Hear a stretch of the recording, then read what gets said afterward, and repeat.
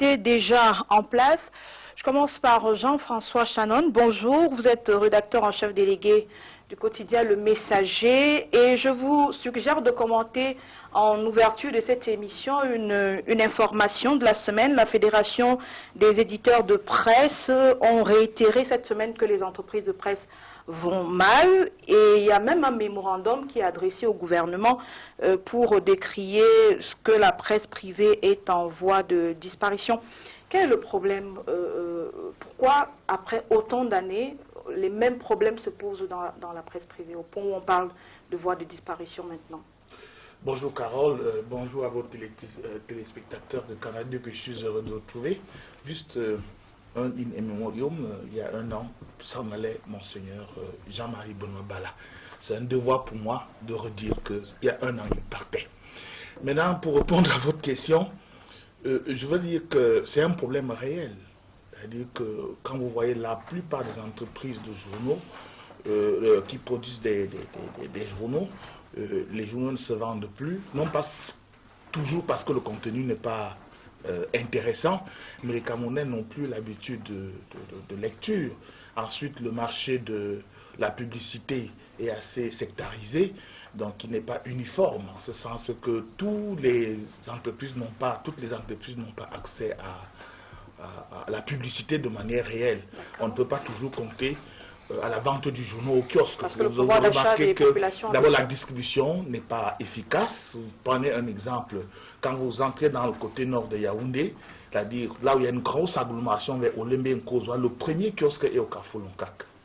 Donc quand vous ressortez un peu dans l'entrée sud, le premier kiosque qui appartient évidemment à l'entreprise que tout le monde connaît, est à Tropicana, alors qu'il y a une grande... Et la plupart des gens qui sont devant les kiosques regardent les titres simplement, n'achètent plus le journal. Parce que 400 francs, peut-être une bière c'est 700 francs, mais 400 francs pour sortir le journal. On a peut-être perdu ses habitudes de lecture du journal. Elle a dit que c'est de la citoyenneté. Que mais chaque pourquoi matin, vous adressez le mémorandum plutôt au gouvernement? J'en arrive certainement. Il faut comprendre que, vous savez, les journaux font un travail de service public. En tout cas, ils accompagnent la démocratie. Et c'est très important dans tous les pays du monde. Le gouvernement a le droit de garantir la neutralité des journaux en apportant une contribution.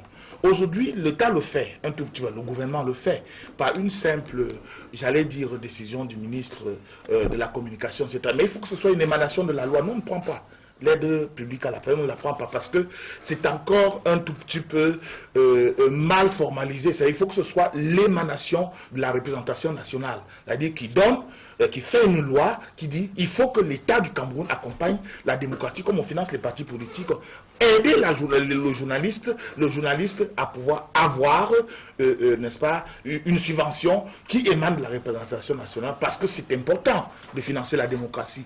Quand les journaux vont mourir, c'est-à-dire un gouvernement qui n'a à côté que sa presse, qui ont les moyens d'État, qui ont grave de moyens d'État, ne peut avoir que le reflet de ses propres jappements.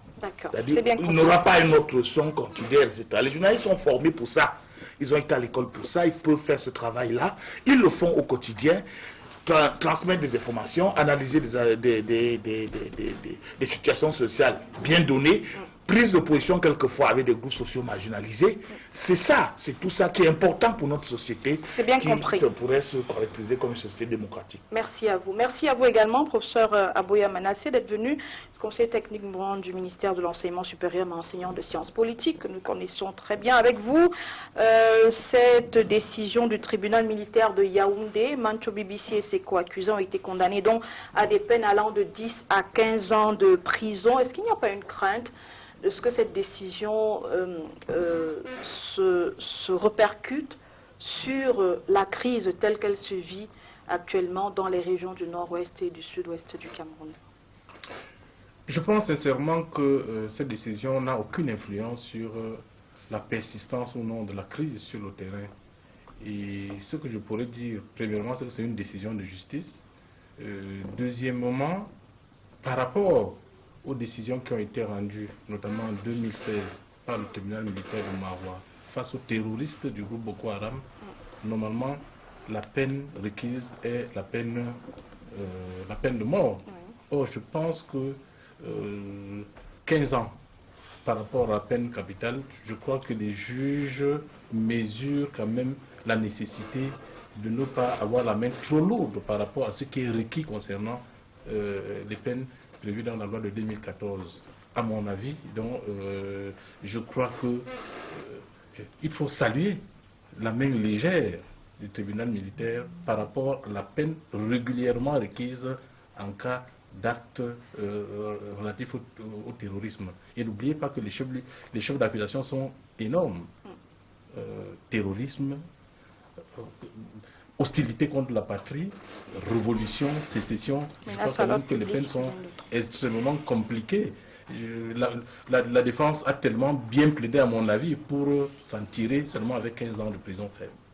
Docteur Hilaire Kamga, spécialiste des questions électorales, également de droits de l'homme, mandataire de l'OFORANGE. Avec vous, cette même question, maintenant sur le point de vue du défenseur des droits de l'homme que vous êtes, est-ce que vous faites la même lecture que le professeur Aboya sur ce que la main légère du tribunal militaire vis-à-vis de la peine qui était requise ne prouve-t-elle pas qu'il y a quand même un effort de plus d'éducation que de répression des actes qui ont été présumés posés par ces personnes? D'abord, je vais saluer tous les téléspectateurs de Canal Presse et surtout de Canal 2, en ce moment très très délicat de notre histoire, où on prépare l'alternance au pouvoir. Il est important que je rappelle quand même qu'en même temps, il y a des gens de près de 85 ans dans les prisons au Cameroun, y compris à Monatélé tout de suite là. Et à ces gens, je rends hommage parce qu'en fait, on parle d'une justice qui maintient des vieillards au même âge que M. Biya pour les jeunes Bella Bella, dans des prisons sans être jugés au moment où on est en train de parler. Donc cela étant dit, quand on parle de l'affaire de BBC et autres, il faut quand même rappeler à l'opinion qu'il s'agit quand même là de l'un des leaders de la contestation, oui. D'abord non violente, qui s'était déroulée dans les régions, qui a déclenché quand même la prise de conscience du fait qu'il y avait effectivement un problème anglophone, qui a été contesté par un certain nombre de gens, mais qui a été validé par M. Biya pour lui-même, l'existence de ce problème. Donc à la réalité, marcher dans un cercueil et faire des discours dans la rue et ensuite et demander quand même des choses qui sont avérées réelles, obtenir 15 ans de suite, 15 ans après de prison pour cela, ça me semble un peu trop lourd. Je ne veux pas aller dans le même sens que mon ami le professeur Aboya pour rappeler que c'est quand même très lourd. Mais simplement, ça nous amène à poser la question, le relativisme dans lequel s'adosse le professeur Aboya Manasseh renvoie justement à l'acceptation du cadre légal qui a été utilisé, notamment la loi sur le terrorisme, qui a été votée. Mais cette loi sur le terrorisme, on sait quand même que c'est le cimetière des droits de l'homme à la réalité.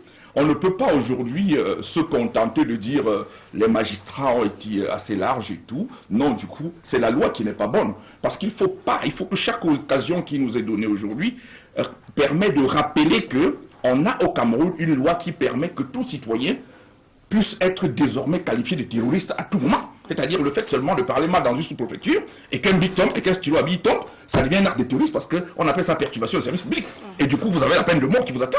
Non, parce que si les gens qui nous regardent à l'extérieur peuvent croire qu'à la réalité, ces gars, ils ont tué, ils ont fait ci, c'est pour ça qu'ils méritent la peine de mort. Non, ils n'ont rien fait du tout. Puisque la loi dit que même sans que vous ayez tué ou perturbé seulement un service, c'est la peine de mort. Vous marchez seulement dans la rue d'une certaine manière, c'est la peine de mort. Donc c'est ça que la loi dit. Donc c'est ce que nous combattons. On a des lois qui sont totalement aux antipodes des droits de l'homme, c'est-à-dire qui sont la négation même de la République. Et donc c'est de ça qu'il est question. Monsieur Biya, sur le plan politique, je parle du plan juridique, sur le plan politique, il me semble qu'il lui était indiqué au moment où les amis comme Arbobala ont été libérés. À la réalité, ils n'ont pas eu droit à un procès autre que BBC, qui a été arrêté dans les mêmes conditions, puisse, dans le cadre d'une posture d'apaisement ou alors d'une démarche d'apaisement, qu'il puisse bénéficier, peut-être, espérons, que M. Biya aurait voulu qu'on rende d'abord une décision et qu'il usa de ses prérogatives pour pouvoir avoir une grâce, peut-être. Mais simplement, nous dénonçons énormément cet emprisonnement. Et tous ceux qui sont avec lui, qui devraient être relâchés, il faut qu'on comprenne que la crise anglophone doit se résoudre avec la libération des gens contre lesquels ne pèsent pas des crimes du genre, des accusations de crimes du genre, ils ont tué quelqu'un ou autre. C'est bien compris, Voilà. merci. Merci à vous, Bassek Bakobio, d'être venu. C'est très rare que vous soyez sur ce plateau. Merci d'avoir accepté notre invitation. Avec vous, cette polémique autour d'un acte posé par des chefs traditionnels hier à Douala, là où le monument de Oumnobe était en cours de construction, dont la presse parle de destruction. Les images ont été diffusées sur les réseaux sociaux et cette presse assure que les chefs voudraient donner la priorité aux fils de leur canton dans la construction des monuments, notamment Rodolphe Douala Mangambe et Adolphe Ngosodine. Est-ce que vous comprenez cette revendication et cet acte des chefs Sawa? Bon, d'abord, bonjour et bonjour aux téléspectateurs. C'est vrai que je ne suis pas très présent, mais c'est parce qu'aujourd'hui au Cameroun, la voix médiane est de plus en plus et de moins en moins écoutée. C'est-à-dire qu'il faut des extrémistes pour se faire entendre. Et quand vous prenez la question anglophone, par exemple, le jour où on décidera que les extrémistes de tous bords, d'un côté comme de l'autre, laissent la place à des gens qui peuvent parler aux uns aux autres, qui connaissent les réalités des uns aux autres, je vous assure, ça va aller rapidement. Parce que tout à l'heure, nous parlons de 15 ans de prison, nous parlons de tout cela. Nous savons comment cela va se terminer, c'est autour d'une table. Seulement, ce que je souhaite, c'est que ce soit pas le plus tard possible. Que ce soit la menace, ça va se terminer autour d'une table. Dans aucun pays, l'histoire de conflits de ce genre, conflit peut-être entre guillemets civils, ne s'est terminée par une bataille où on écrase les uns et les autres. On va se retrouver autour d'une table. Donc c'est pour cela que nous ne sommes pas présents. Et c'est là d'autant plus aggravé que vous m'abordez le problème maintenant des chefs Douala. Mais je vous assure, j'en ris depuis hier soir. Et à chaque moment, je me dis, on va me réveiller en disant, tu rêvais.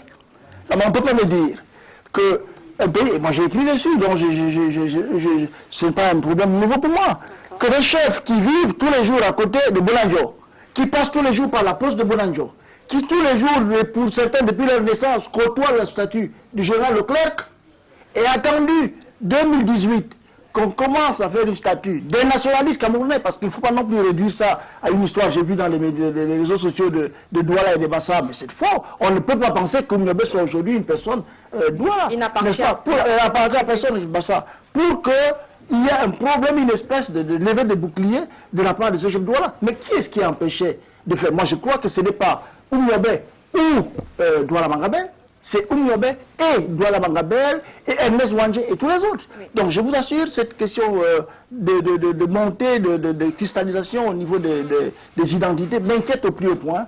Et j'ai l'impression que cela sourd de partout, n'est-ce pas, que cela monte dans toutes les communautés, dans tous les groupes, et que si nous prenons garde, aujourd'hui nous nous plaignons, n'est-ce pas, de velléités de sécession du côté du nord-est et du sud-ouest, demain nous allons courir au devant de dangers très graves. Et cela d'ailleurs repose complètement tout le problème du débat de l'État tel qu'on le discute jusque-là. Parce qu'on nous parlait de la régionalisation, on parlait de la fédération, on parlait de l'unité, n'est-ce pas? On a cru que l'unité c'était un statut acquis définitivement, qu'on y était arrivé, qu'il ne fallait plus rien faire, et on a l'impression là que tout est complètement à recommencer. Et je vais terminer en disant que c'est simplement le résultat, n'est-ce pas, de la victoire du colonialisme sur nous.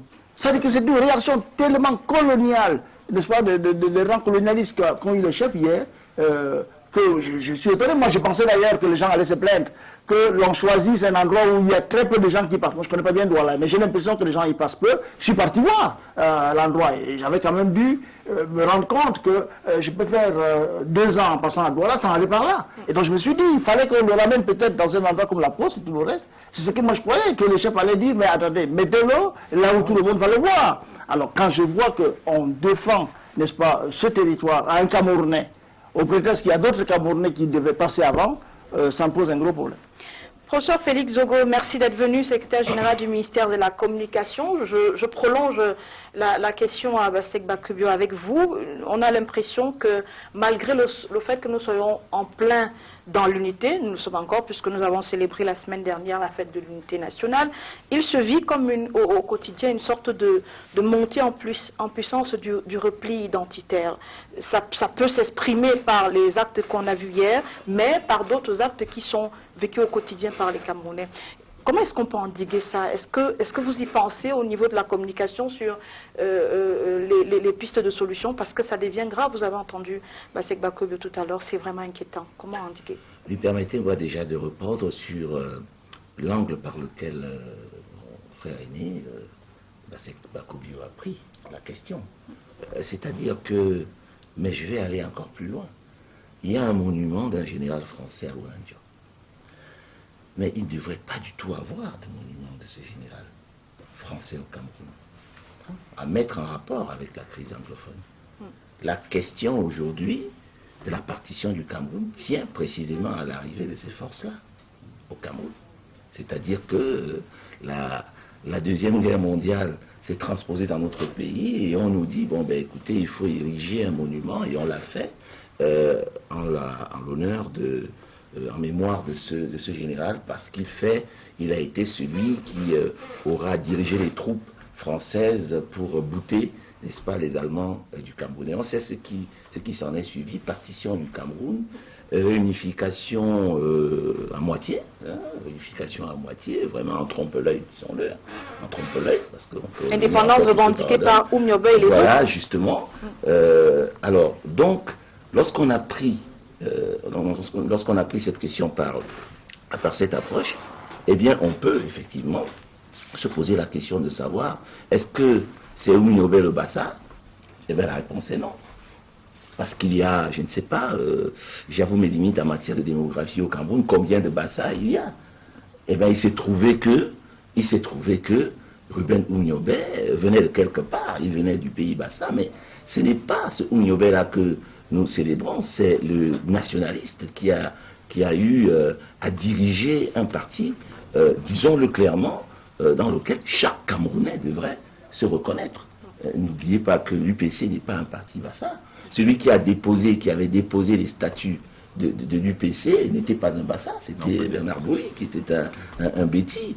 Et vous voulez que je vous en cite, il y en a des tonnes et des tonnes. Donc lorsqu'on veut célébrer la mémoire d'un homme comme Oumiobe, il faut poser...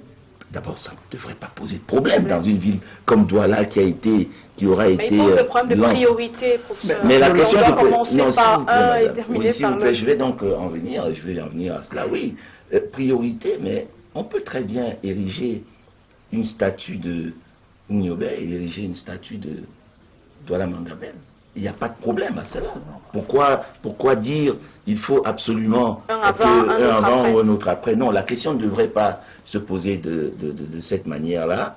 Et les replis identitaires sont tels que, personne ne peut les... Dans un pays comme le Cameroun, personne digne de ce nom ne devrait poser un problème en termes d'identité, non pas culturelle, j'allais dire tribale, parce que culturel serait un euphémisme, mais il s'agit là d'identité tribale. Bon, maintenant, il y a la forme qu'a pris l'acte. Je pense que des chefs traditionnels peuvent, disons, revendiquer, même si on peut critiquer ou alors avoir une opinion sur leurs revendications, mais ils ont d'autres instances et d'autres manières par lesquelles on peut revendiquer ce genre de choses. Donc voilà un peu ce qu'on peut dire, mais comme le disait Bassek Kobio tout à l'heure, je pense que tout ça va finir autour d'une table et puis une solution idoine sera trouvée dans pas très longtemps. Monsieur Kamga veut dire un mot. Oui, juste pour, je ne vais pas prendre votre parole longtemps, juste pour dire que, comme on est dans un état de droit et que, en fait, c'était une plaque des deniers publics qui devait être utilisée pour faire cette affaire-là, et que donc ils ont détruit des éléments publics, et il ne faudrait pas que le fait qu'ils aient signé une motion pour demander l'appel à la candidature de M. Biya empêche que le procureur ne s'occupe d'eux.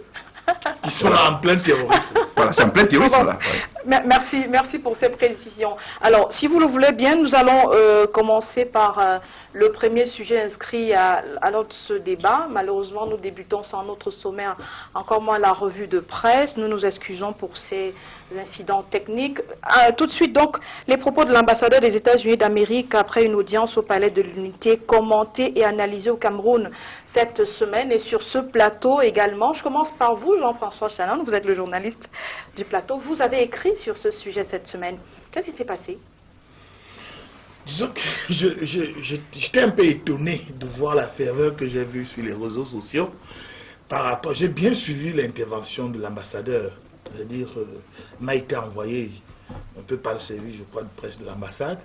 Oui. Je n'ai pas senti vraiment la force de réaction que j'ai aperçue. notamment par certains cadres du système qui sont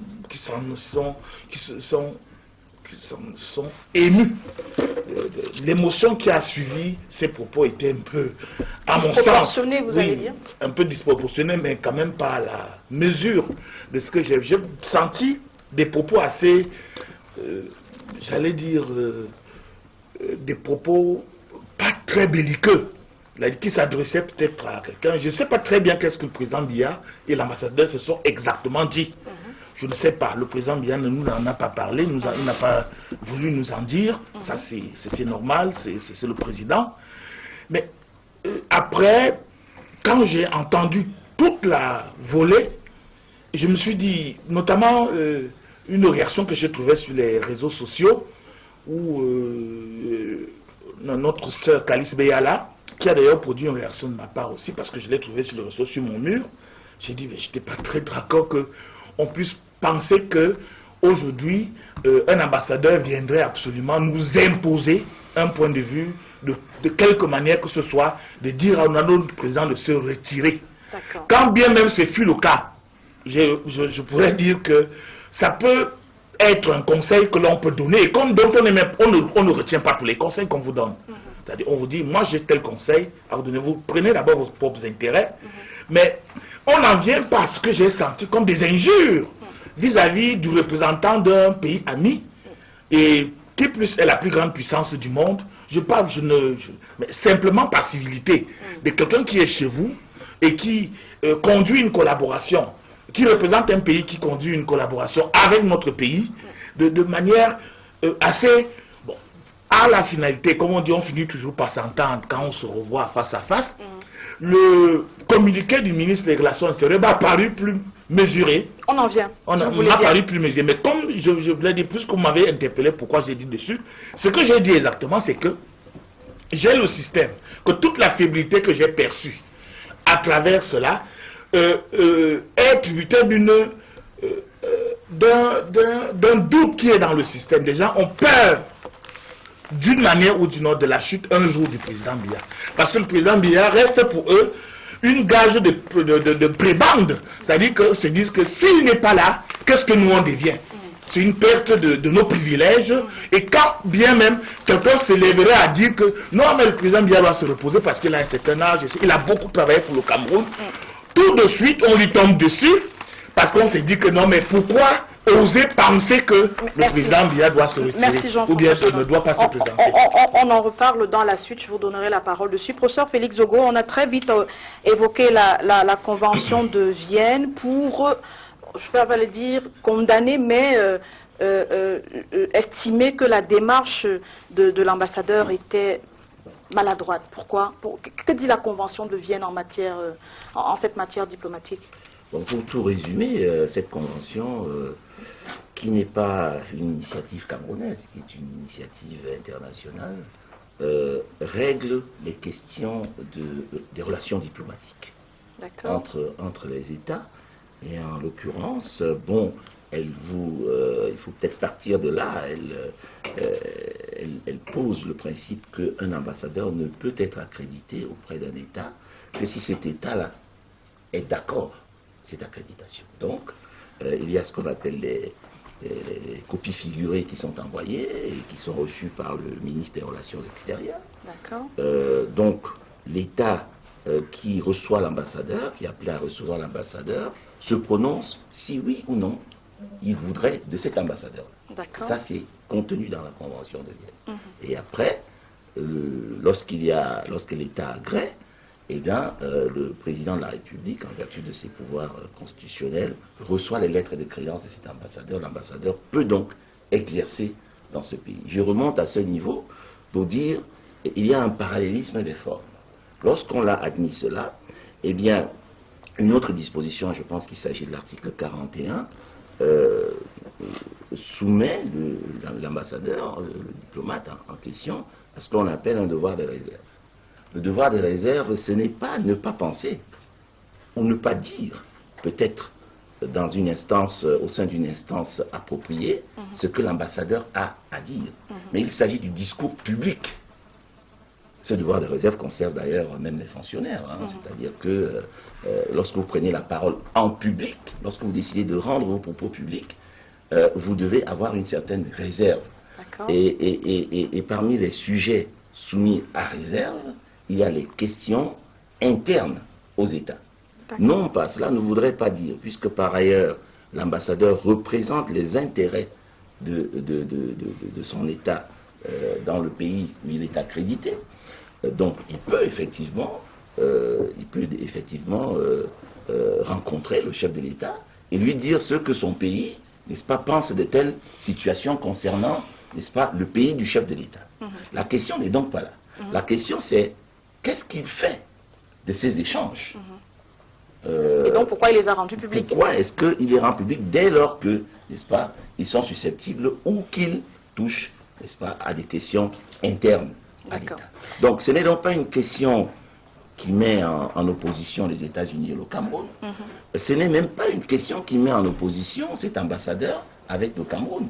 La convocation dont on parle ici, elle doit être, son acception doit être circonscrite à l'approche diplomatique. Ce n'est pas une convocation dans un commissariat de police. Permettez qu'on arrive à la convocation tout à l'heure, s'il vous plaît. Après qu'on ait...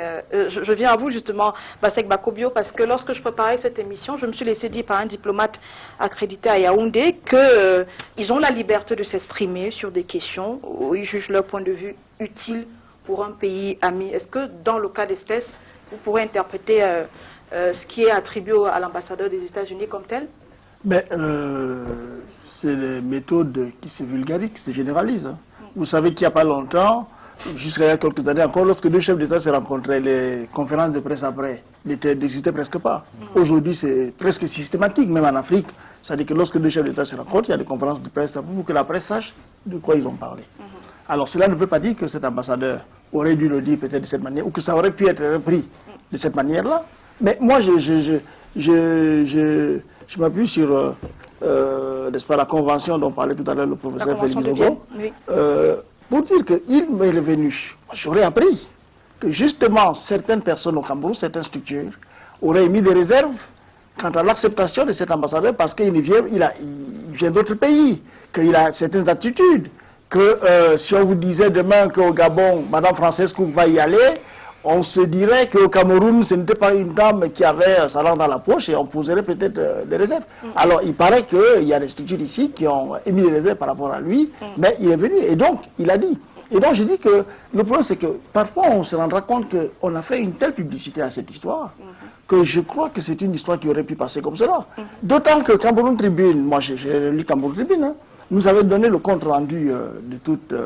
cette entrevue, sans aborder ce point-là qu'on aurait pu liquider en une ligne, n'est-ce pas, à la fin de la chose. Mais bon, ceci dit, il le dit, tout Camerounais fier, n'est-ce pas, préfère que les problèmes camerounais se règlent au Cameroun. Ça, c'est tout à fait évident. Moi, sur les questions politiques du Cameroun, lorsqu'on me pose des questions à l'étranger, que ce soit dans une conférence de presse ou une interview, tout ça, je ne les aborde pas de manière conflictuelle.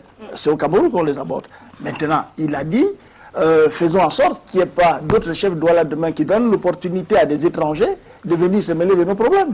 Parce que lorsqu'il y aura une bataille à Douala entre les Bassai et Douala, alors que tous sont de Douala, il faudra bien que des gens d'ailleurs, soit les Bétis, soit d'autres, et si ça dépasse les Bétis et les Aoussa, ce sera peut-être des Soudanais ou des Éthiopiens qui viendront, n'est-ce pas, intervenir. Faisons en sorte que nos problèmes se règlent entre nous. Professeur Aboya, certains voient justement dans les propos de l'ambassadeur des remarques qui ont cours dans la pratique des relations diplomatiques sans plus et estiment que nul n'avait été levé de bouclier, l'affaire aurait pu passer sous silence comme Bassek Bakobio le disait tout à l'heure, et que c'est même la réponse de l'opinion qui a mis en relief ce qui est attribué d'une certaine opinion, voilà, qui a les propos qui sont attribués à l'ambassadeur.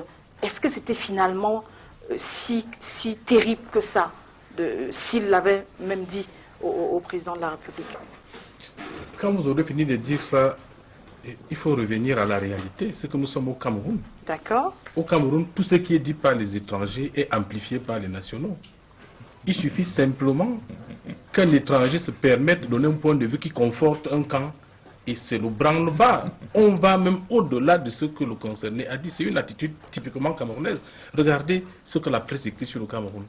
Mais quand un journaliste français reprend ça dans un papier, ça fait le buzz. Et le même journaliste qui a écrit le papier ici, qui a donné l'information, reprend même l'article du français. C'est une attitude typiquement camerounaise, parce que les uns et les autres croient que l'étranger dicte le choix des gouvernants au Cameroun. Or, nous sommes dans une période charnière où les gens, vous avez suivi Hilaire Kamga, que nous sommes en train de préparer l'alternance. Donc, ça veut dire que tout ce qui doit être utilisé pour susciter l'alternance est utilisé.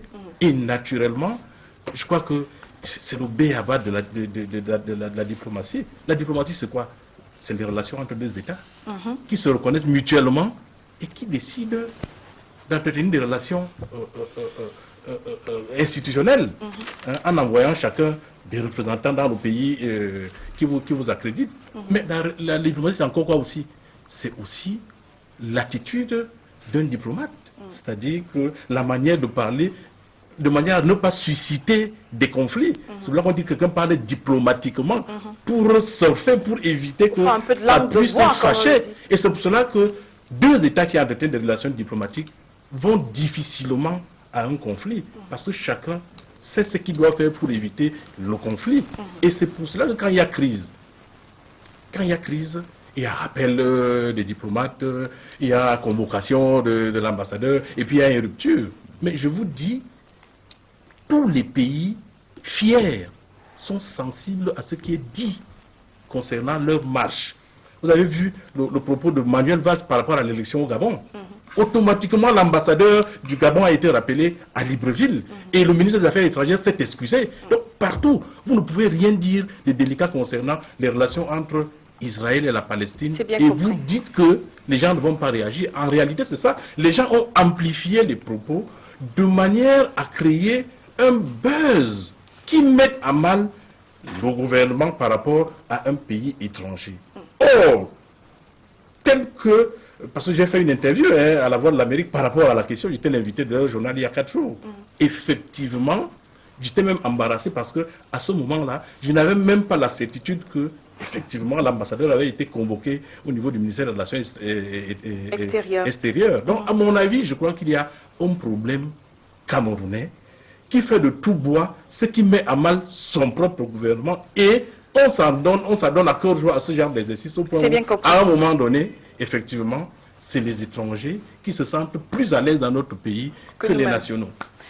Docteur Hilaire Kamga, vous avez été l'une des personnes, vous et l'institution que vous représentez, à prendre la parole pour dire que vous soutenez, je vais le dire comme ça, sans vous citer, les propos tenus par l'ambassadeur des États-Unis. Pourquoi vous les soutenez? Qu'est-ce qu'il y avait de vrai? Qu'est-ce qui rejoint votre pensée là-dedans? Il ne faut pas seulement dire que ce n'est pas mes propos, c'est les propos que je porte et qui sont portés par l'Off-Orange. Je vais aller dans le sens du professeur Abouya tout à l'heure, parce que lui, justement, il disait que l'amplification des éléments. Quand j'ai le 18 mai dernier, quand la Voix de l'Amérique m'interpelle pour que je donne une interview sur cette question, il n'y a pas encore de réaction, je ne suis même pas au courant. J'ai dit, mais envoyez-moi le texte, moi je n'ai même pas le texte. Et j'ai repris le texte du communiqué et j'ai réagi. Donc 3 questions, j'ai répondu. Et pour moi, il n'y a pas de problème. Mais qui amplifie à la réalité? C'est un peu la métaphore de ce voisin qui arrive dans une maison, il trouve les gens en train de parler, et puis du coup, tous les enfants se taisent, et puis un qui dit, c'est pas moi qui ai volé. À la réalité, l'ambassadeur n'a rien dit. C'est le RDPC et le pouvoir BIA qui est monté au créneau pour commencer à interpréter, à vilipender les propos de l'ambassadeur. C'est de ça qu'il est question. Et M. Mbela, le jeune Mbela, quand il monte maintenant pour sortir tout un communiqué après l'entretien, c'est pas les autres, c'est pas les gens en face, c'est dans le régime de M. Mbela. Et c'est pour ça que j'ai apprécié, par exemple, une posture comme celle du professeur Lutunjun, qui a tempéré un peu pour dire, mais en fait, de quoi s'agit-il? Qu'est-ce qui s'est passé? Si l'ambassadeur présente M. Biya au même niveau que les Mandela et les Georges, c'est plutôt quelque chose de bien.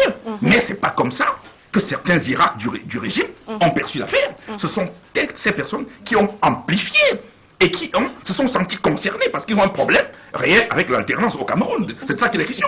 Ils ont tellement peur que l'alternance arrive que quand l'ambassadeur des États-Unis, tous même simplement, Il dit, vraiment, moi je pense qu'à 86 ans, pense à partir, pense que si tu veux partir, il faut qu'on te retienne de toi un gars comme Mandela. Mais c'est plutôt très bien. À quel âge vous avez dit? À 86 ans. 80 beaucoup, bon, je ne sais pas combien. Origine-moi, c'est vous qui êtes l'origine. Vous avez une curieuse notion de l'arithmétique. Non, peut-être qu'il a 85 ou 86, mais simplement pour être encore davantage. Non, c'est pas loin de là. Pour être davantage. Je n'ai jamais eu son acte de naissance entre les mains de Sakadente. Je m'en tiens à ce que je lis. Mais c'est le président de la République, Hilaire Kamga. Voilà, oui, c'est justement pour ça. Exactement. Alors, est-ce que c'est pas de mon droit de savoir son âge aussi? Bien sûr, c'est pour ça voilà, que donc, peut-être voilà. vous devez Non, mais simplement, savoir il que faut les quand même dire aux gens que les propos qui ont amplifié, c'est-à-dire la position américaine, sont venus du gouvernement. Le jeune Bella a dit quelque chose de... Ils sont, effectivement, il a raison, le professeur Zogo, que, en fait, les conventions de Vienne rappellent un certain nombre d'éléments par rapport aux éléments de réserve. Mais les jeunes devaient savoir que, à la réalité, s'il y a encore au Pentium 1, nous on est aujourd'hui à quelque chose de très plus élevé. La CRTV est postée à l'entrée du palais de l'unité tous les jours, quand M. Biya-Paul reçoit des gens. Et la CRTV est postée pour recevoir quoi? Pour dire, qu'est-ce que vous avez parlé avec le président? Vous ne pouvez pas en même temps dans un pays où il y a cette pratique et venir vous offusquer du fait que quelqu'un ait rendu compte de certains aspects d'une pratique qui a cours. C'est ça. On évolue donc dans le débat pour entrer dans ce qui est dit dans le communiqué du ministre des Relations extérieures. Je commence par vous, professeur Félix Zogo. Le communiqué dit que l'ambassadeur a décrié l'absence de dialogue dans la crise en cours dans les deux parties du pays, les assassinats ciblés, le comportement des forces de défense. Est-ce que ce n'est pas finalement par ça que l'ambassadeur suggère à M. Biya de penser à comment il entrera dans l'histoire? Est-ce que ce n'est pas une façon pour lui de lui dire, Monsieur le Président, peut-être il est temps d'organiser un dialogue autour de cette question pour mieux rentrer dans l'histoire ou bien pour avoir un héritage, pour perpétuer l'héritage que vous avez reçu? Pourquoi penser directement à le fait qu'il cite Mandela et George Washington, c'est le fait qu'il demande de quitter le pouvoir, alors qu'on aurait pu se dire aussi qu'en décriant l'absence de dialogue, il appelle le président à organiser un dialogue pour résoudre cette crise. Écoutez, vous me posez une question à laquelle j'aurais dû ne pas répondre du tout, parce qu'elle relève de ce qu'on appelle, vous me demandez de supputer. Moi, je ne suis pas dans l'esprit. D'abord, je n'ai pas pris part à cet entretien.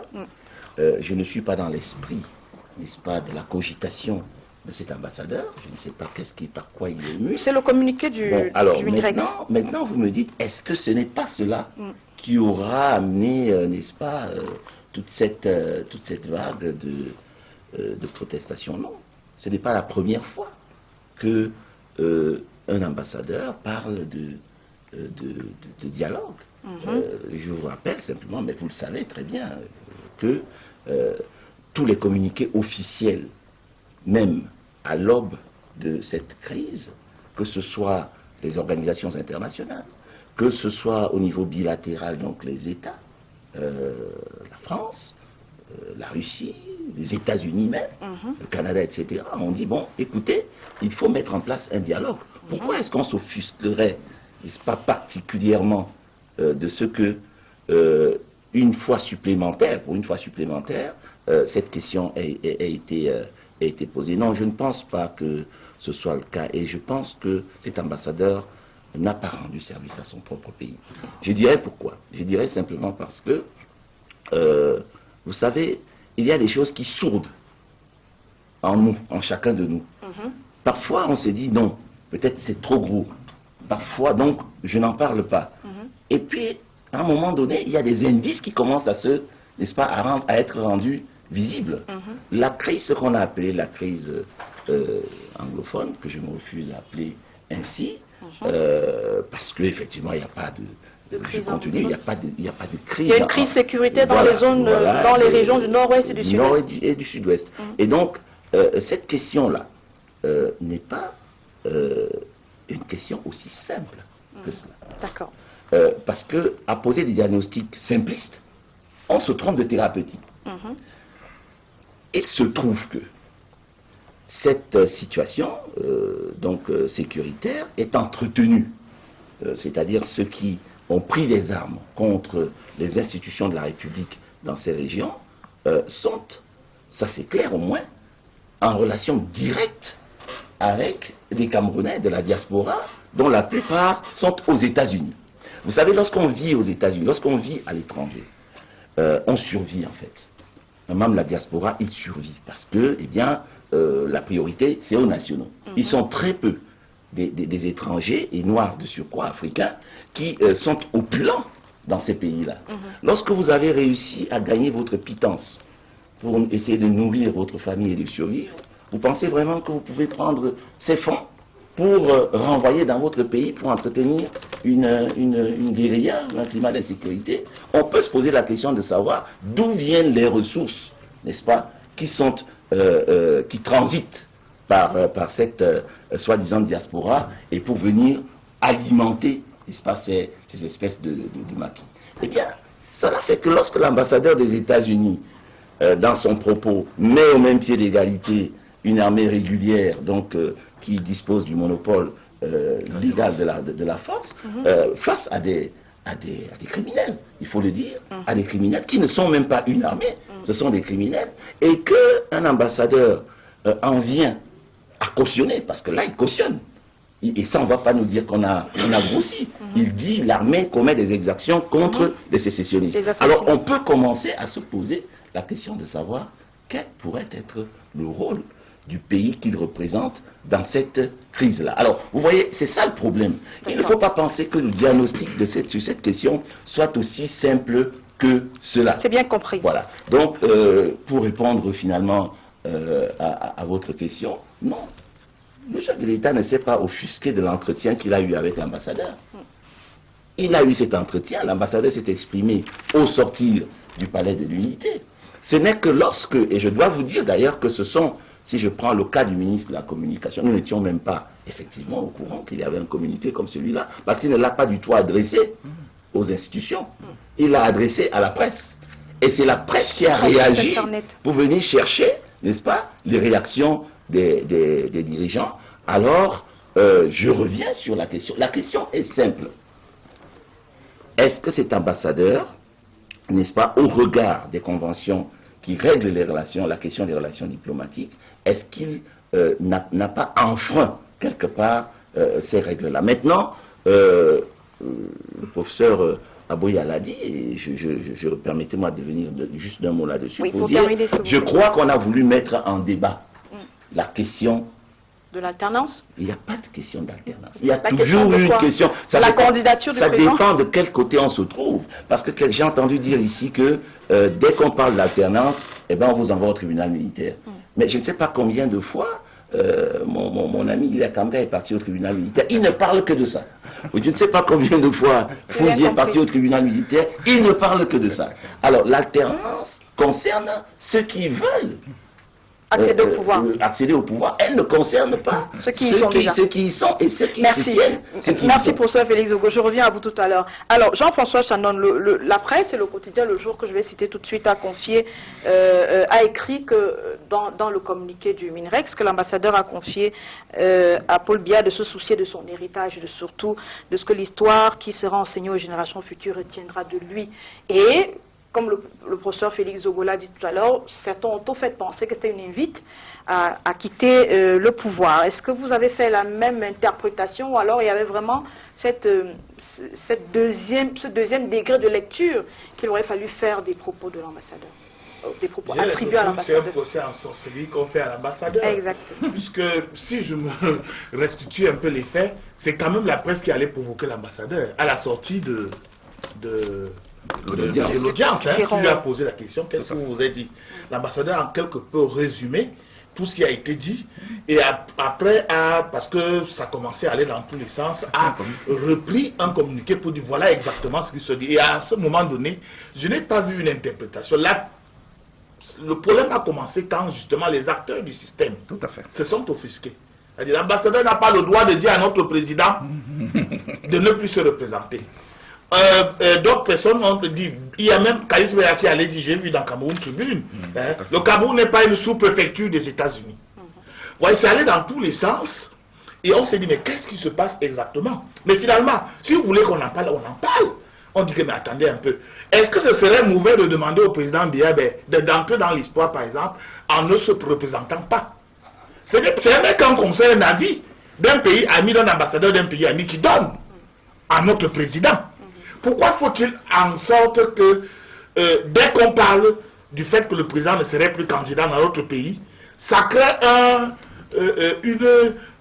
une boulimie verbale de la part des gens. Vous me laissez terminer. Je voulais juste demander ton autorisation. L'autorisation pour te dire, mais ça s'est dit tous les jours. Jean-François, ça s'est dit tous les jours. Peur de ce que je vais dire, que vous pouvez pas me laisser pas du tout. Ça s'est dit tous les jours. Ça s'est dit tous les jours.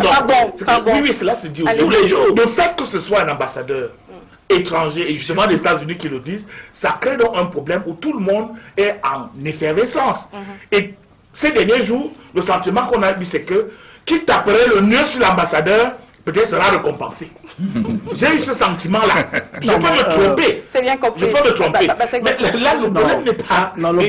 Il est tellement profond que si, par exemple, l'ambassadeur avait dit, nous avons dit que le président Biya est un grand président, on lui souhaite de continuer à régner sur le Cameroun 100 ans encore, mais je ne sais pas ce que ça aurait fait de l'autre côté aussi. C'est-à-dire que les opposants, peut-être, il est comme en particulier, on aurait dit, qu'est-ce que... Il est comme un opposant. Merci. Non, attends, son discours est bien celui de... On aurait donc un autre débat qui irait dans un autre sens. Mais je pense qu'il faut bien qu'on se ressaisisse à se dire que... Une seconde, à se dire que il est utile que notre pays compte. Il n'y a pas de personnalité éternelle. Le président Ahidjo a été, il a donné au président Biya la possibilité de conduire notre pays. Le Cameroun s'est poursuivi sans lui. Et que demain, nous tous, on peut aider notre président à lui dire, écoutez, nous on peut continuer sans toi. Et l'aider à l'accepter comme tel. Et l'autre dit, ça ne veut pas dire qu'on déteste le président Biya. Merci beaucoup. Bassek Bakobio, vous voulez dire un mot? Oui, non, ce que je voulais dire, c'est que il ne faudrait pas non plus jouer... je ne sais pas quoi, le propos de l'ambassadeur était assez clair. Je voulais parler à Shannon en disant que les références à Washington et à Nelson Mandela veulent clairement dire... C'était assez indicatif. Oui, non, c'est assez indicatif. Donc on ne peut pas dire que ce n'est pas lui qui a posé ce problème. Maintenant, il faut aussi dire que depuis de nombreuses années, c'est devenu au Cameroun une espèce de course à qui le premier va donner la preuve de sa loyauté, de son militantisme par rapport au président. C'est-à-dire que dès que quelqu'un a un propos, vous avez un bras le bas parce que dans chaque département, les gens se disent mais il ne faut pas que les autres le fassent avant nous, n'est-ce pas? Et donc ça c'est aussi un problème. Donc, mais finalement, quand on connaît le Cameroun, quand on connaît la vie politique au Cameroun, j'allais dire que c'est finalement quelque chose d'assez normal. Et tout cela nous a mené la souris s'il n'y avait pas derrière tout ça un problème plus grave, celui de la crise anglophone. Félix Ogo, lui, il nous embarque dans des considérations sémantiques en disant il n'y a pas une question anglophone, il y a une question sécuritaire et tout le reste. Écoutez, tout cela, on sait que tout part d'une question de mal-vivre anglophone. Il y a une question. Et que lorsqu'on parle de sécessionnistes aujourd'hui, il faut savoir que... Mais moi, j'ai beaucoup d'amis anglophones. Quand je parle au domaine du monde, le monde des arts et de la culture, mais tous ces jeunes du cinéma, il n'y a personne qui soit favorable à la sécession. Personne de ces jeunes-là. J'en discutais encore avec un groupe il y a 2 jours. Personne. Simplement, n'est-ce pas, au fur et à mesure que les jours passent et les choses montent, les gars vous parlent ce problème de malaise, d'une gêne, n'est-ce pas, par rapport à tout ce qui se passe. Et donc, c'est pour cela que j'ai dit que lorsque les extrémistes de tous les bords accepteront que ceux qui peuvent parler aux uns aux autres s'en occupent, on sera obligé de s'asseoir au bout d'une table et de résoudre ce problème. On ne peut pas continuer à accepter que tous les jours on ait des militaires qui meurent. C'est-à-dire qu'aujourd'hui, quand un militaire quittait sa famille à Yaoundé pour être affecté à la chanson disait quoi à Yagua, la chanson d'Arcangelo. Quand il y allait, on ne s'inquiétait pas. On savait que c'était une affectation. Et il reviendrait dans 10 ou 20 ans. Aujourd'hui, quand vous avez un jeune de votre famille qui quitte pour aller à Boya ou Bamenda, c'est tout juste si vous ne participez pas à une tout cela. On ne peut pas accepter que ces jeunes militaires, ces jeunes personnes qui quittent la famille continuent à être comme ça. On ne peut pas non plus ignorer qu'à côté de ces bandits, donc il y a de vrais bandits, parce que la manière dont cela fonctionne, sont là, qu'il y ait d'autres personnes peut-être, soit indirectement, soit directement, qui souffrent, qui reçoivent des balles, pas perdues, mais qui souffrent de cette situation, et il faudrait que nous retrouvions un Cameroun de paix. Et alors, quand il y a des situations comme celle des Douala, qui s'ajoutent, n'est-ce pas?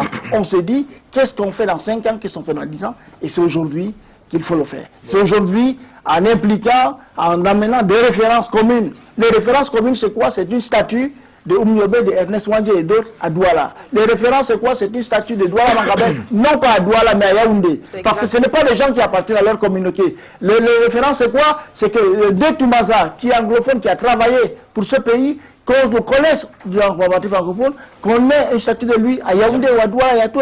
C'est des références, n'est-ce pas? Et rien aujourd'hui, honnêtement, sur le plan architectural, politique, sur le plan culturel et tout cela, rien ne nous rappelle que nous sommes Camerounais. Merci Bassek Bakové. Alors, professeur Aboya, et dans les entrefaites, on apprend que l'ambassadeur a été convoqué au ministère des Relations extérieures. Ça veut dire quoi en termes diplomatiques être convoqué? C'est à quel degré de, on va dire quoi, de faute, appelons-la comme ça, à quoi correspond une convocation?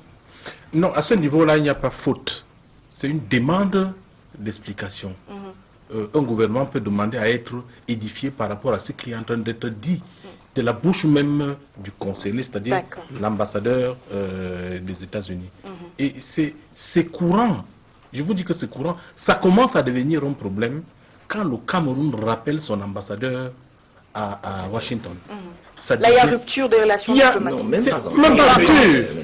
C'est pour consultation, dit-on. Pour consultation, pour s'organiser sur la conduite à tenir. Donc il n'y a même pas encore crise. Demande d'explication, c'est courant. En France, c'est courant. Quand il y a quelque chose qui n'est pas clair, qui est justement soupçonné d'être une malice, on demande des explications. Et l'ambassadeur le sait. L'ambassadeur des États-Unis le sait. Mais je voudrais dire quoi? Je voudrais dire que quand vous regardez les relations entre les ambassadeurs des États-Unis et le Cameroun, depuis Francesco, ça a toujours été des tensions. Parce que les ambassadeurs qui ont des réactions différentes se sont souvent intéressés à certains chantiers.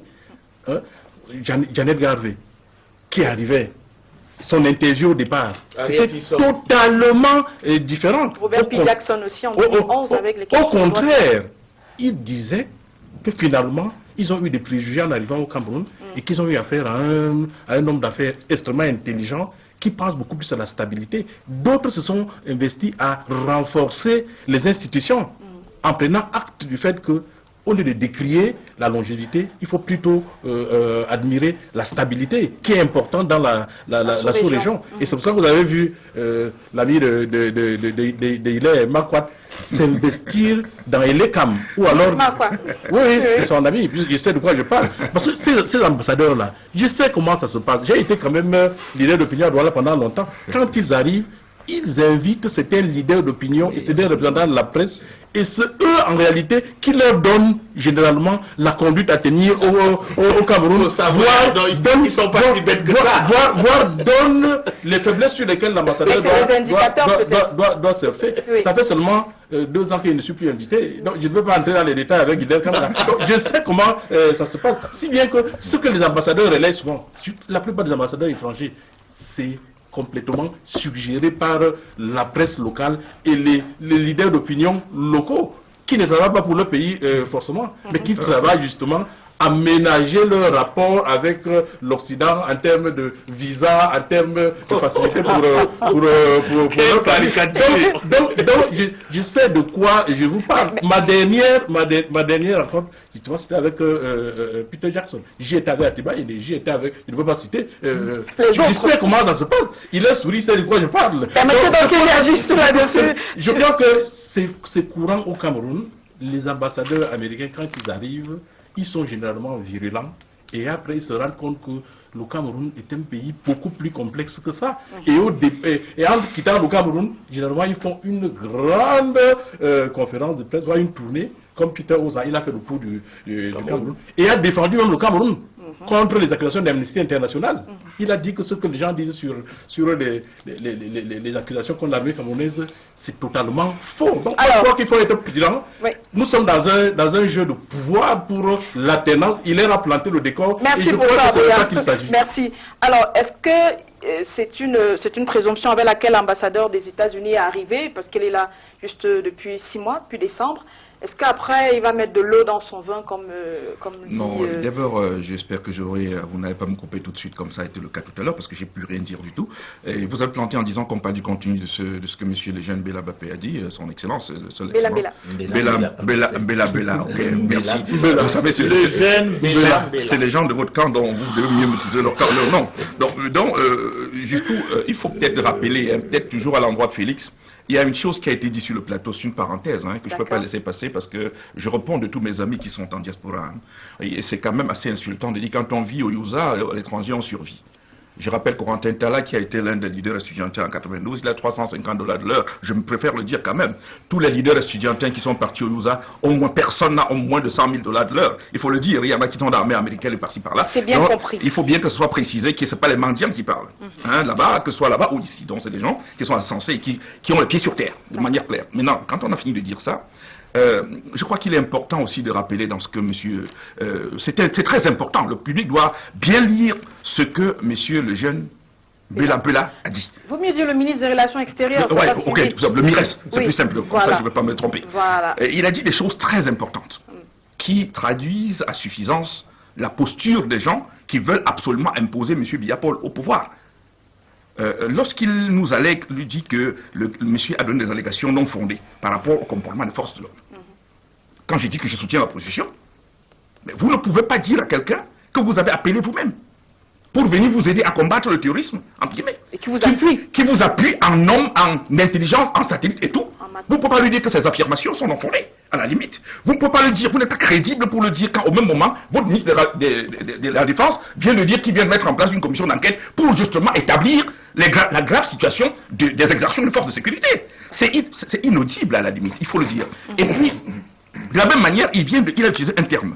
Sa c'est-à-dire que l'ambassadeur a été invité à respecter le peuple camerounais, notamment sa liberté souveraine dans le choix de ses dirigeants, au premier rang desquels le chef d'État. Non, il faut ici que moi je dise, il est comme dit sur ce plateau, que c'est on calvaut de l'expression de la souveraineté. La souveraineté appartient au peuple, ce n'est pas un individu ni un clan, c'est très important. Et la seule méthode pour que le peuple transfère sa souveraineté à un individu, c'est dans le cadre des élections. Et ces élections doivent être crédibles, sinon vous aurez une légalité sans légitimité. Et l'un des éléments déterminants de la crédibilité de l'élection, c'est justement qu'on s'accorde sur le code électoral, c'est-à-dire le cadre juridique de transmission des élections. Lorsque vous ne le faites pas, ça veut dire que vous voulez tricher. Et en l'espèce, le camp de M. Biya triche de manière permanente. Ils ont refusé le consensus du code électoral. Ils ont refusé que nous nous dotions d'un code électoral crédible. Ça veut dire à la vérité qu'on ne peut pas ex post nous opposer au fait que des gens qui sont là, par hold-up, sont détenteurs de notre souveraineté. Parce qu'à la limite, les élections ne sont pas, de mon point de vue, crédibles. Si un temps soit peu, je chute par là, si un temps soit peu, on acceptait qu'on est populaire, comme le RDPC veut prétendre, il devrait tout simplement accepter que le débat sur le code électoral ait lieu et que le Cameroun se dote d'un code électoral consensuel qui doit permettre que quand quelqu'un va aux élections et perd, qu'il accepte qu'il a perdu. En l'état, on refuse le débat sur le code électoral. Ça bien compris. Jean-François Chanon, après, je vais... Oui, je vais juste dire... Non, en finissant, il faut rappeler que les conventions, parce que quand on le dit, tout à l'heure, on a dit qu'on n'a pas respecté les conventions de Vienne. En fait, on les a répétées, mais il faut rappeler aussi qu'il y a les conventions de Genève, quand même, auxquelles nous sommes partis, à la limite. Et ces conventions de Genève imposent à tous les États qui sont partis à cette convention-là de respecter un certain nombre de dispositions, notamment les 4 conventions et les 2 protocoles. Les 2 premiers protocoles, il faut le rappeler. Et pour l'instant, le Cameroun ne les respecte pas du tout. C'est-à-dire que les prisonniers de guerre et ainsi de suite, et autre chose, le respect des droits de l'homme dans le cadre des attentions, c'est pas respecté. Merci, Jean-François Chanon. Non, c'est-à-dire qu'il faut pas... À qui veut-on faire croire que l'ambassadeur des États-Unis est aussi naïf que cela, que c'est les médias qui lui donnent les informations pour qu'à la fin, il puisse changer de point de vue quand il partira? Non. Mais je dis, quand il parle, par exemple, de ces suggestions d'entrer dans les... Il sait, dans le fond, moi je l'interprète en tant que journaliste, je peux me tromper, mais c'est que il sait très bien que la manière dont les élections sont conduites au Cameroun, il n'y a pas de doute qu'en fait, on connaît d'avance celui qui va gagner. Et qui vous dirait même que...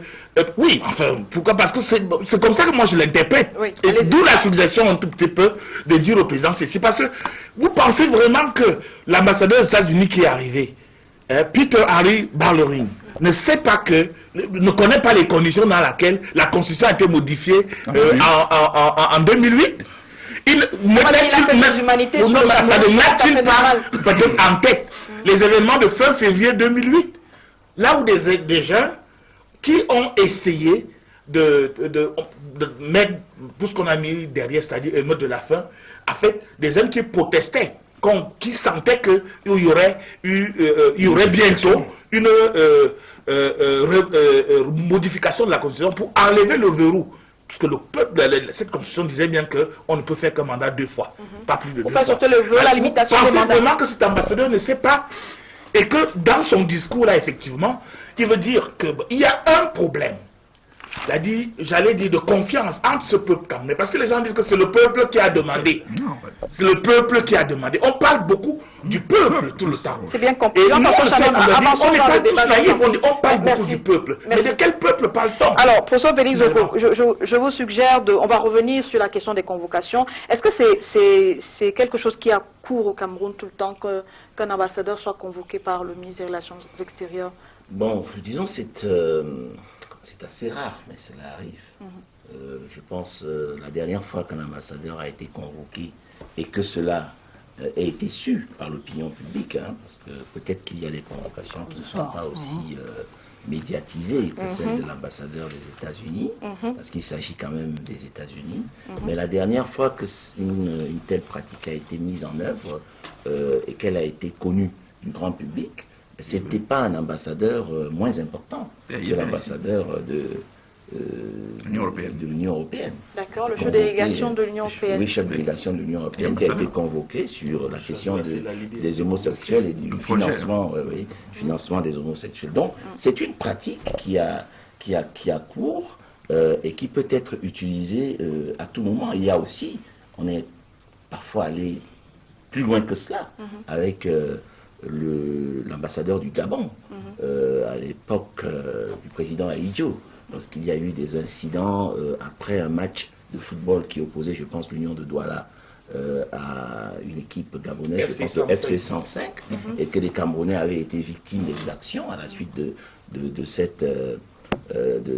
ce match qui s'était soldé par la victoire de l'Union de Douala. Eh bien, l'ambassadeur du Gabon au Cameroun n'a pas été seulement convoqué, il lui a été demandé d'aller revoir son gouvernement et vice-versa. Vous savez même que cela a débouché sur la nationalisation de l'École supérieure internationale de journalisme, dont le directeur était un Gabonais qui avait été prié de rejoindre son pays. C'est ainsi que l'actuel ministre de l'enseignement supérieur avait été nommé donc directeur de l'ECJ. Donc voilà, vous voyez très bien que ce sont des faits dont on se rappelle tellement ils sont rares. Parce que le principe des relations diplomatiques, comme le disait le professeur Aboya Manassé tout à l'heure, le principe des relations diplomatiques, c'est la cordialité. On n'est pas obligé d'établir des relations diplomatiques avec l'État. On le fait de manière synalagmatique, c'est-à-dire qu'on s'entend sur comment, on va même plus loin, on s'entend sur le nombre de fonctionnaires, n'est-ce pas, des diplomates qui doivent être accrédités. Je vous en envoie tant, vous m'en envoyez tant. Bon, et lorsqu'on en veut moins, eh bien on dit j'en veux plus autant. Donc le principe, c'est la cordialité. Et donc la convocation, c'est pour cela que je disais, peut-être dans l'acception du grand public. Et comme nous sommes en télévision, c'est un mass média, peut-être vaudrait-il mieux le dire à tous ceux qui nous regardent, sans leur en faire la moindre injure, qu'il y a une différence entre une convocation à la police ou au TCS et la convocation d'un ambassadeur. La convocation d'un ambassadeur, c'est quelque chose de tout à fait cordial. Et puis, peut-être que, il y a des choses qui ont été dites. Est-ce que c'est cela qui a été dit? Comment devons-nous comprendre cela? C'est en toute cordialité n'est-ce pas, que cela se passe. Qui est à l'échelle 5 le deuxième niveau de protestation? Oui, bien sûr. À l'échelle 5, c'est le deuxième niveau de protestation. Bien sûr, après la protestation orale. Vous avez parfaitement raison. Mais je voudrais dire, permettez-moi de dire juste, de sortir par là pour le moment, en disant, écoutez, moi je ne sais pas qu'est-ce qui taraudait l'esprit de l'ambassadeur.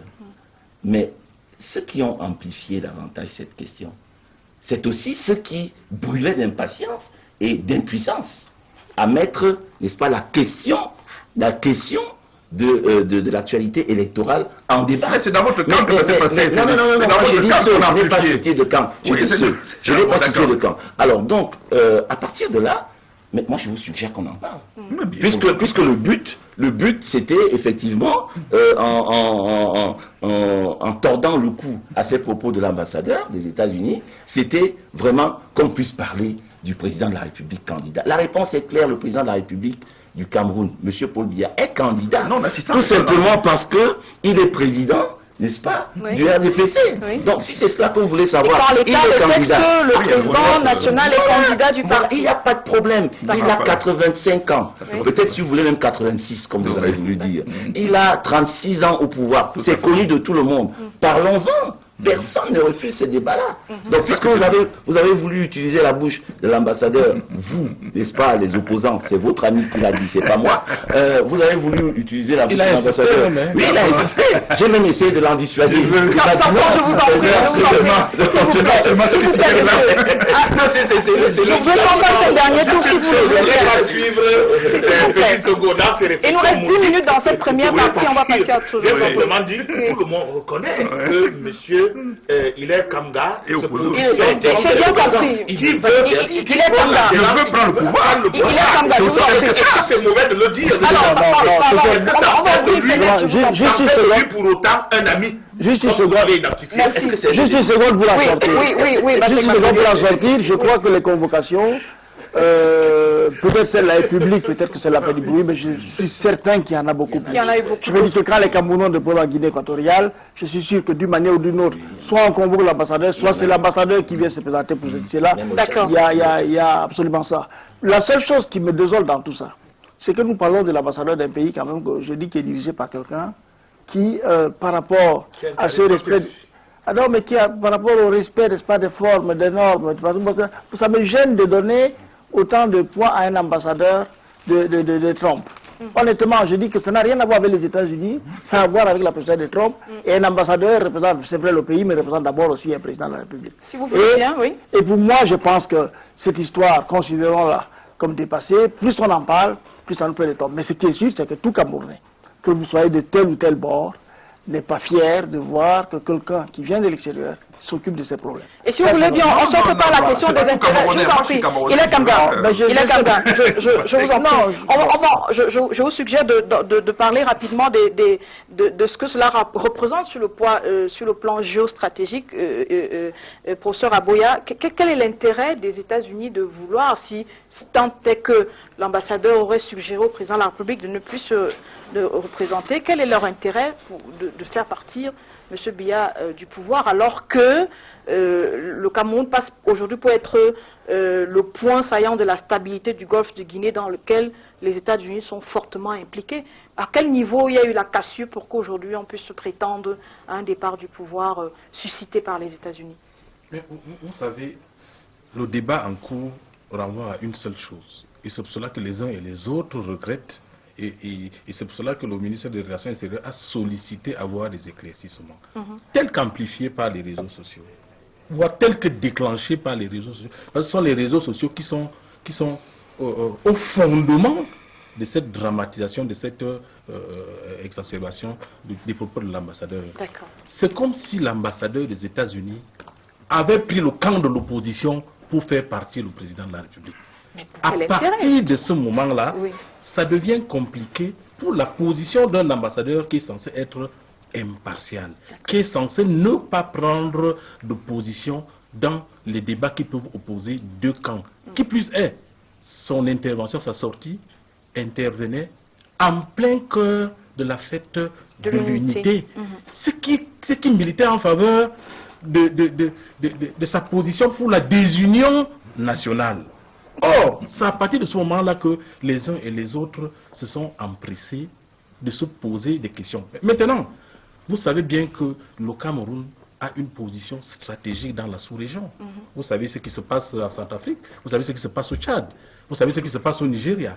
Et la sous-secrétaire d'État américaine aux Affaires étrangères était là il y a 4 ans, réaffirmer l'intérêt pour la stabilité du Cameroun dans la sous-région, dans le souci de préserver les intérêts américains ici. Parce que si le Cameroun venait à être déstabilisé, ce sera inqualifiable. Donc moi je pense que honnêtement, les États-Unis ne peuvent pas militer Mais maintenant, en faveur de la déstabilisation du Cameroun, mais maintenant, les opposants qu'a cité Fanon pensent que l'ambassadeur...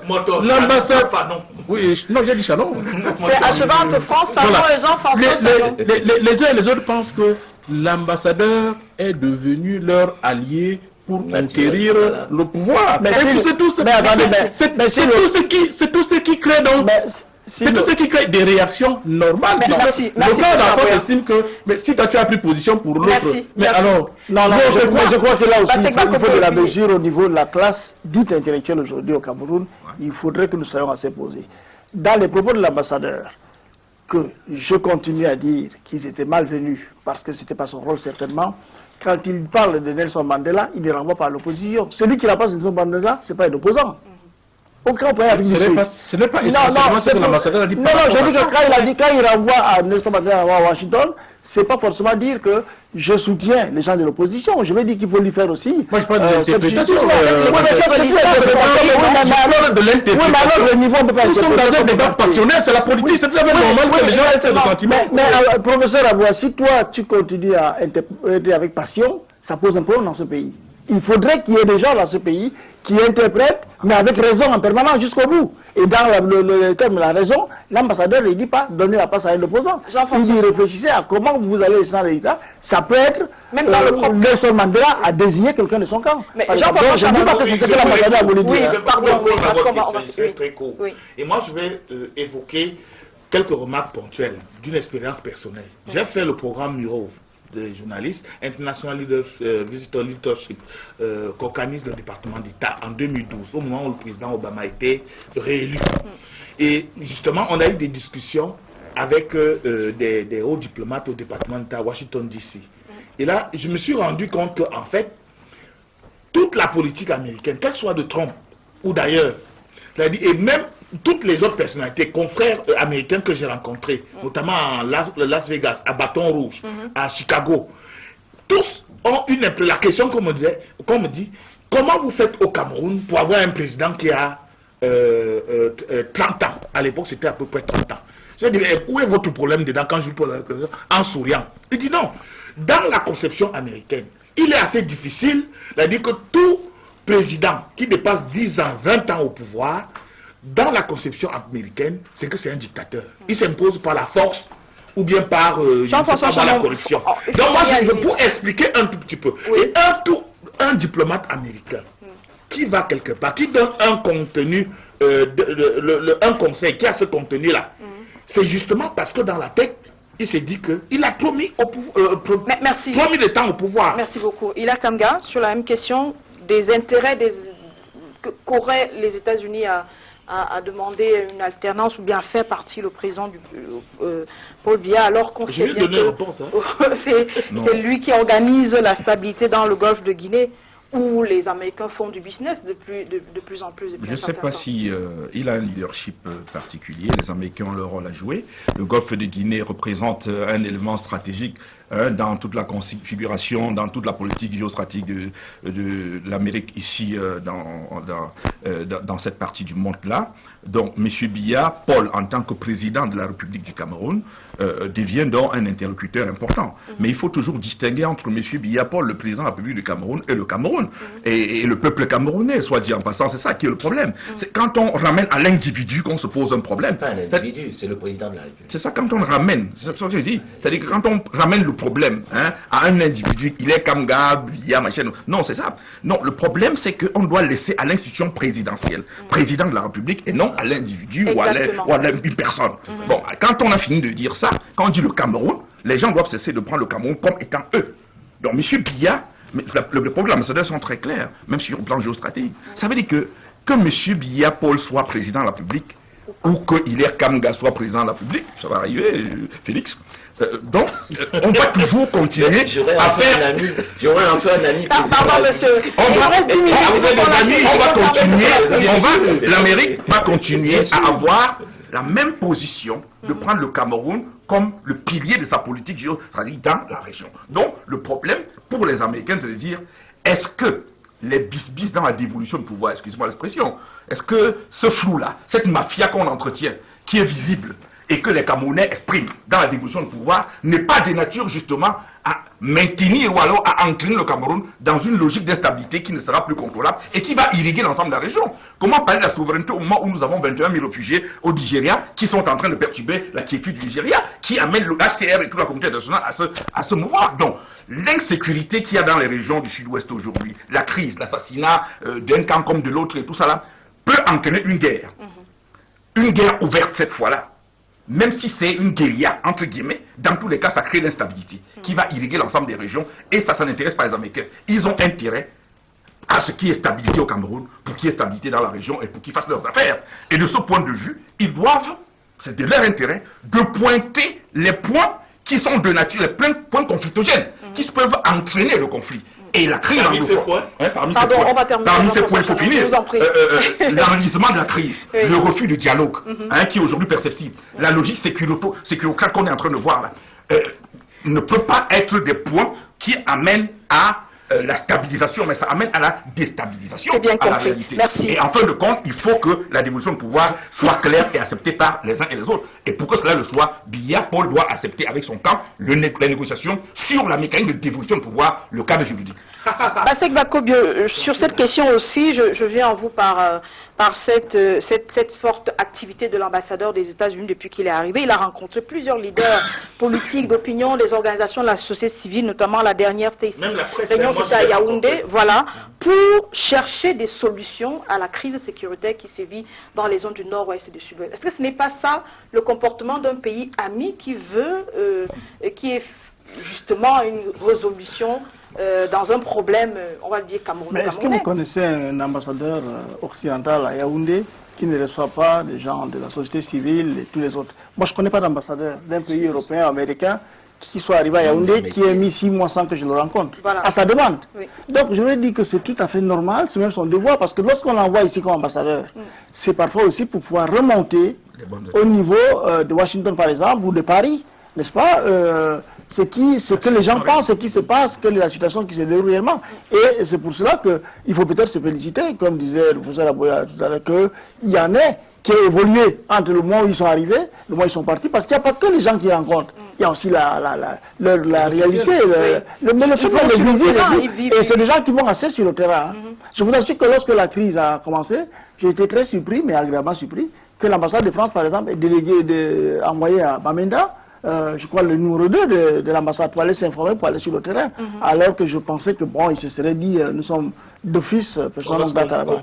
Donc, attendre ce que le ministre des Relations... Voilà, donc c'est la moindre des choses. Mais l'ambassadeur du Cameroun à Washington, c'est aussi son travail d'ailleurs, d'aller auprès des Américains, de savoir ce qu'on pense du Cameroun, ce que le politique, mais aussi n'est-ce pas, les leaders d'opinion et tout ça pensent du Cameroun. Donc moi je trouve que c'est tout à fait normal qu'un ambassadeur se livre à cet exercice-là. Félix Zogo, les États-Unis, c'est un grand soutien du Cameroun dans son dispositif. Les relations sont historiques, on les a vues dans l'accord de Green Tree, on les a vues dans l'organisation de la sécurité dans le golfe de Guinée au moment où nous subissions des attaques des pirates. Est-ce qu'il faut aujourd'hui rejeter leurs conseils comme s'ils avaient, si c'était avéré que c'est ce qui est dit, comme s'ils avaient commis un crime de lèse-majesté? Personne n'a accusé les États-Unis d'avoir commis un quelconque crime. Je pense, et vous l'avez vous-même dit, Hilaire l'a dit, il faut éviter de personnaliser, n'est-ce pas, le discours institutionnel et politique. Le Cameroun ne peut pas avoir des problèmes avec les États-Unis. Ce n'est pas possible. Parce que ce sont deux pays. Je préférerais ne pas dire amis, parce qu'en matière, ça c'est en matière diplomatique. C'est des relations internationales. Voilà, c'est deux pays qui entretiennent des relations qui sont des relations de qualité. Qualité et donc des relations cordiales. Donc, mais maintenant que vous me posez la question, vous savez, il y a quelques années, je pense que c'était un peu avant Jean-François, peut-être même beaucoup de temps avant, c'était, je pense, en 2003. Je m'étais rendu aux États-Unis dans le cadre du même programme. Il y avait beaucoup de Camerounais là. Et nous avions eu le privilège d'être reçus par une dame qui était conseillère du président des États-Unis en matière de sécurité. Donc, Mme Condoleezza Rice. Alors, cette question-là avait été posée à Mme Rice par par un journaliste qui faisait partie de ce programme. La même question que vous posez aujourd'hui. Pourquoi les États-Unis pourraient-ils être amenés à s'intéresser autant à la question de la stabilité dans la sous-région, Afrique centrale, en tout cas le golfe de Guinée. On lui avait posé la question clairement. Elle a dit, je vais vous répondre sincèrement. Elle avait dit, je vais vous répondre sincèrement. Nos études prospectives montrent que d'ici avant la fin de ce siècle, les États-Unis vont dépendre à hauteur de 15% au moins, vont dépendre du golfe de Guinée en ce qui concerne leurs ressources énergétiques. Et à partir de ce moment, nous avons fait des guerres. Et nous avons fait des guerres à travers le monde. Il y avait déjà eu la guerre d'Irak, il y avait eu d'autres guerres.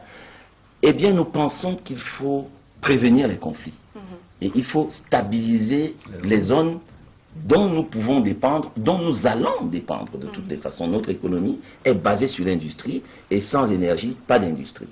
Donc, je pense, je reviens à ce souvenir qui commençait un peu à me quitter, mais que vous avez ravivé par votre question. Les États-Unis ont intérêt à ce qu'il y ait une stabilité au Cameroun. Maintenant, je préfère parler du discours peut-être d'un plénipotentiaire, certes, peut circonstanciellement et contextuellement, n'est-ce pas, avoir pris un autre sens.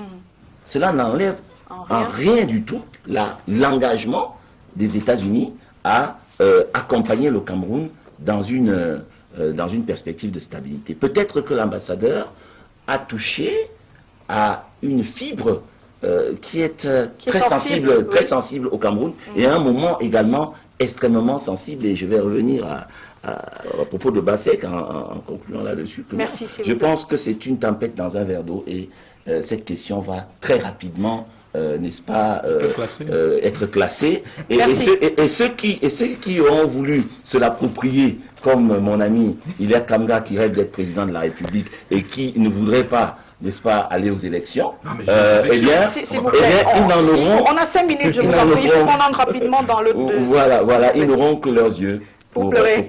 Merci. Alors, est-ce qu'on pourra prendre cette transition rapidement en 5 minutes et revenir sur le sujet? On ne pourra pas prendre notre transition. Alors, rapidement, je vous en prie, c'est un sujet qui est dans l'actualité et dont on reparlera plus longuement sûrement la semaine prochaine. Mais c'est cette question qui oppose le Conseil électoral et le directeur général d'Elecam.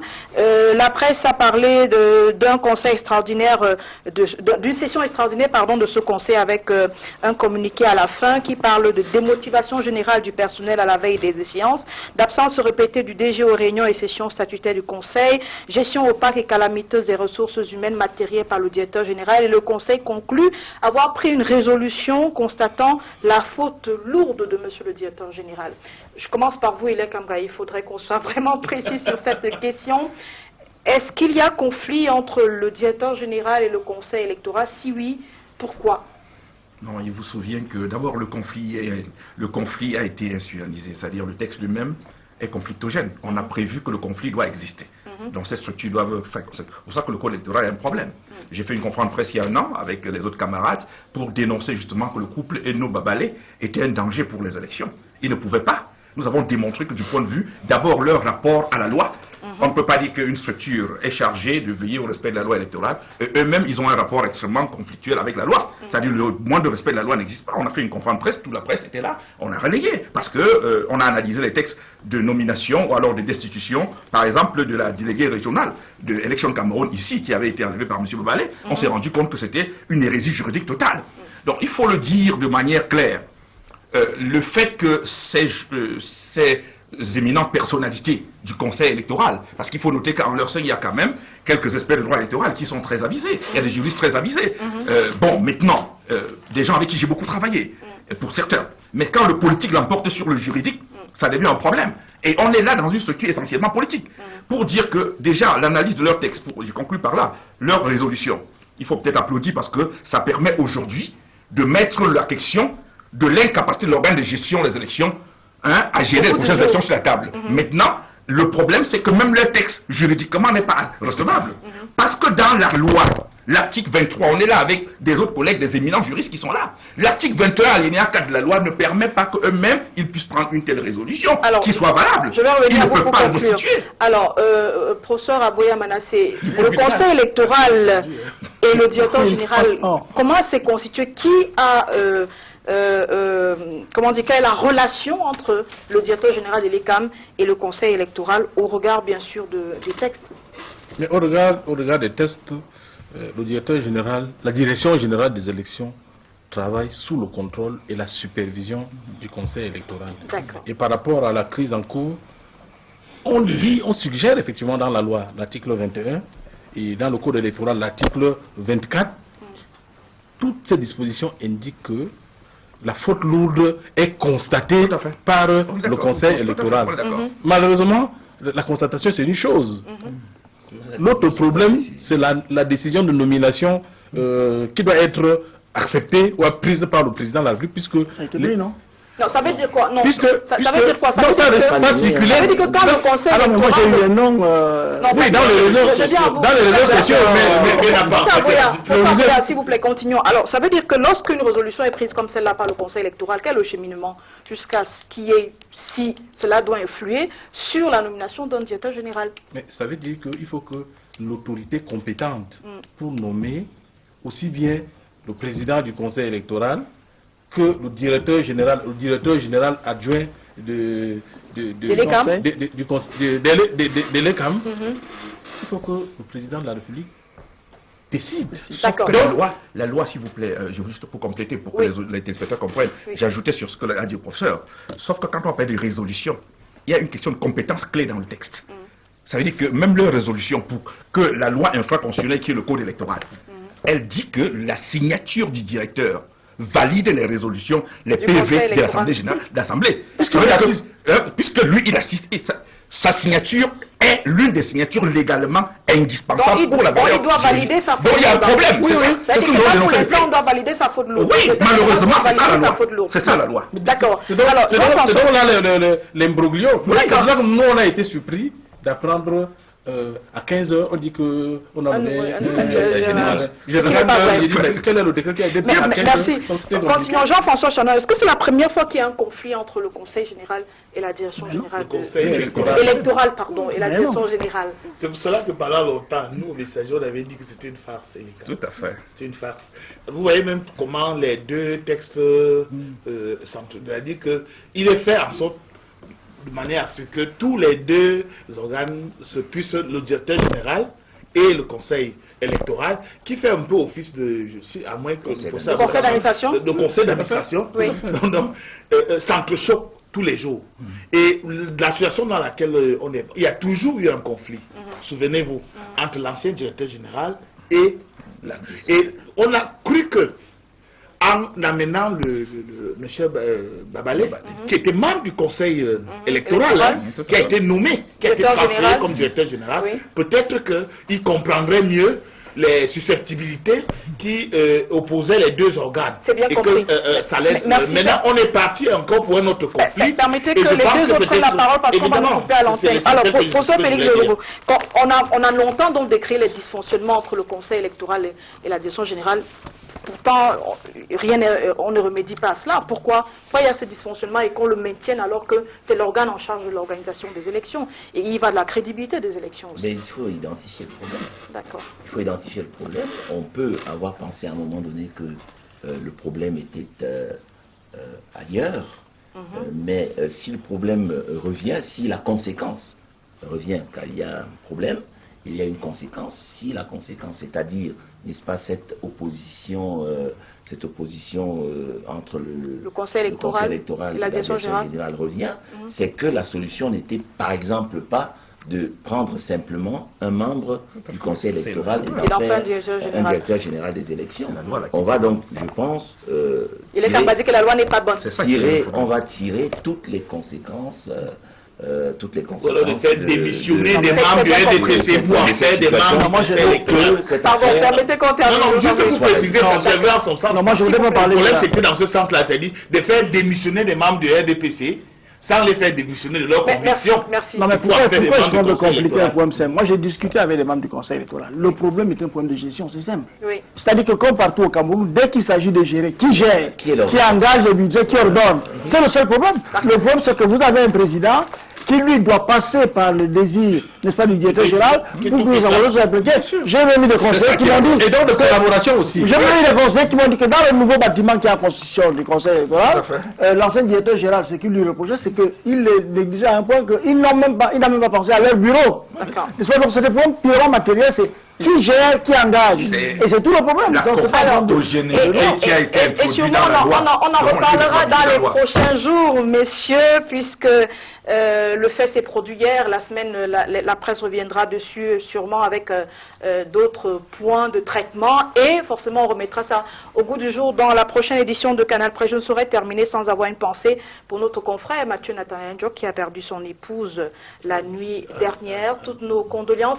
Merci à vous d'avoir regardé cette édition de Canal Presse. À la semaine prochaine et bon dimanche sur Canal 2. Merci, messieurs, d'être venus. C'était un plaisir. Au revoir.